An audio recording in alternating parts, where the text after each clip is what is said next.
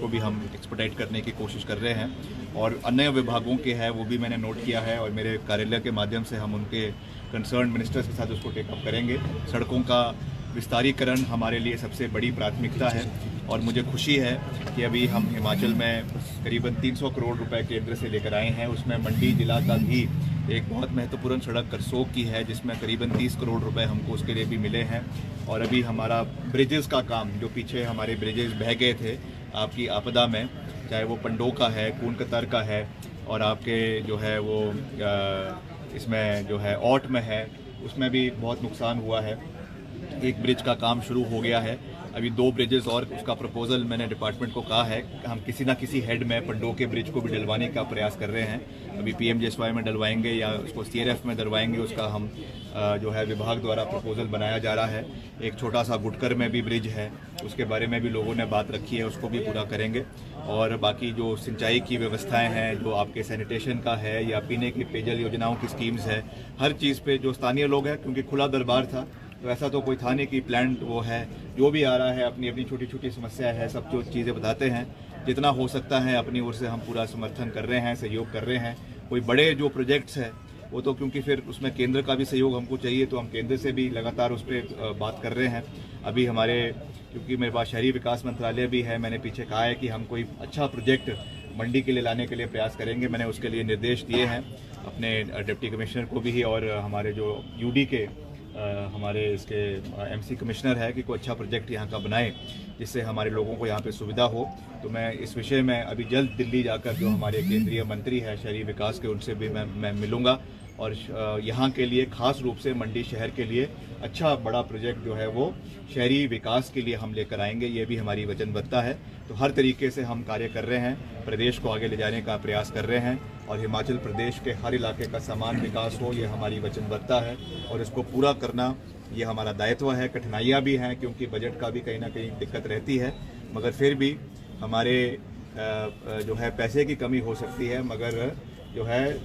दृढ़ इच्छा शक्ति की कोई कमी नहीं है। तो काम होंगे, पूरी मजबूती से होंगे, प्रदेश का भी सहयोग मिलेगा, केंद्र का भी सहयोग मिलेगा और हिमाचल देश का सर्वश्रेष्ठ राज्य बनेगा। स्मार्ट सिटी की बात की थी सर कि स्मार्ट सिटी मैं कह रहा हूँ कि देखिए, क्योंकि स्मार्ट सिटी जो प्रोजेक्ट है केंद्र सरकार से वो वाली स्कीम बंद हो चुकी है, मगर निश्चित तौर से कोई ना कोई स्कीम केंद्र सरकार शुरू करेगी। मैंने उस विषय में बात करी है। हमारे एक डिटेल प्रपोजल यहाँ से बनाया जाएगा और मैं यहाँ के अधिकारियों के साथ ही, और चाहे तो उसमें भाजपा के यहाँ के स्थानीय विधायक भी उसमें आए, मुझे कोई आपत्ति नहीं है। हम यहाँ से जाके एक सकारात्मक सोच के साथ दिल्ली जाएंगे और वहाँ पर जो हमारे केंद्रीय मंत्री हैं शहरी विकास के, श्री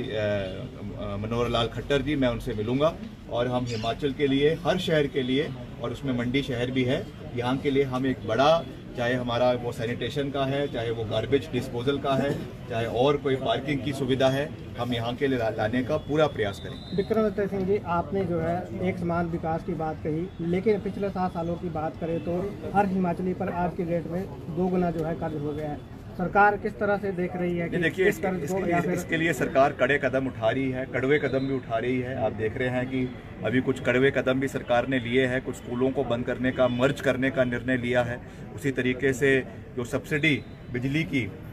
हमारे उद्योगपतियों को दी जा रही थी, बड़े बड़े कारखानों के लोगों को दी जा रही थी, 5 स्टार होटलों को दी जा रही थी, उसको भी सरकार ने बंद किया है।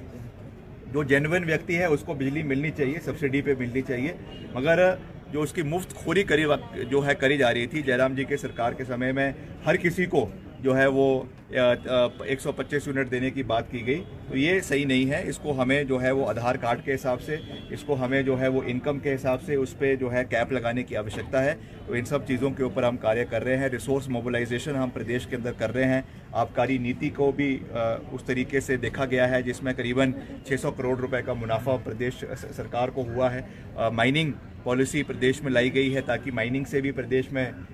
जो है वो रेवेन्यू के रिसोर्सेज बढ़े। तो हर तरीके से सरकार प्रयास कर रही है कि जितने भी हमारा जो है रिसोर्सेज है प्रदेश में, पानी है, माइनिंग है, पत्थर है, उसमें जितनी हमको इनकम प्रदेश को हम जनरेट कर सके वो हम करने का पूरा प्रयास जो है वो कर रहे हैं। नगर निगम एरिया में जो मर्ज किए हुए हैं पंचायतें, वो उन लोगों को आज आपसे डिप्टी से मिला हुआ है, तो उसके बारे में आप अब देखिए, अभी इमीडिएटली तो इस पर कुछ नहीं होगा, मैंने उनको भी कहा है, मगर जब इसके अगले चुनाव होंगे उसके पहले इसका जो प्रोसेस होता है डिलिमिटेशन का, उसके लिए हम प्रयास करेंगे कि उसमें जो है इनकी समस्याओं को सुना जाए, उसको रखा जाएगा और उसके हिसाब से अगर ऐसा लगेगा कि इनको जो है एमसी से बाहर करने की आवश्यकता है, उसमें कोई मेरिट पाया जाएगा तो निश्चित तौर से उसके ऊपर कार्रवाई होगी, ये मैं विश्वास दिलाना चाहता हूँ। मगर क्योंकि ये चीज़ें जब करी जाती है तो उसमें सेंसस का देखा जाता है, पॉपुलेशन के हिसाब से देखा जाता है और वहाँ की जो डेमोग्राफी है उसके हिसाब से देखा जाता है। मगर फिर भी क्योंकि वहाँ के लोगों ने रिप्रेजेंटेशन दिया है तो उसको हम प्राथमिकता पे उसके ऊपर कार्य करने का प्रयास करेंगे। आज उल्टा था पकड़ ये